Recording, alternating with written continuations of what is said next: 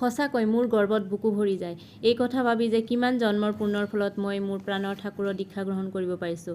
আৰু গৰ্ব কৰোঁ যে আমি আমাৰ পথৰ দি জীৱনৰ দি সকলো সমস্যাৰ সমাধান বিচাৰি পাওঁ আমাৰ পৰম পূজ্যপাত শ্ৰী শ্ৰী ঠাকুৰ আচাৰ্যদেৱৰ কৃপাত। একমাত্ৰ তেওঁই পাৰে নিচিনা পথ দেখুৱাই তেওঁক ভাল পাবলৈ আৰু ভাল হ'বলৈ একমাত্ৰ তেওঁই পাৰে। যিসকলে ভাবে যে আমি যে ইষ্টভৃতি কৰোঁ মাহে মাহে দেওগৰ টকা পতাওঁ, টকাবোৰ কি হয় আচলতে?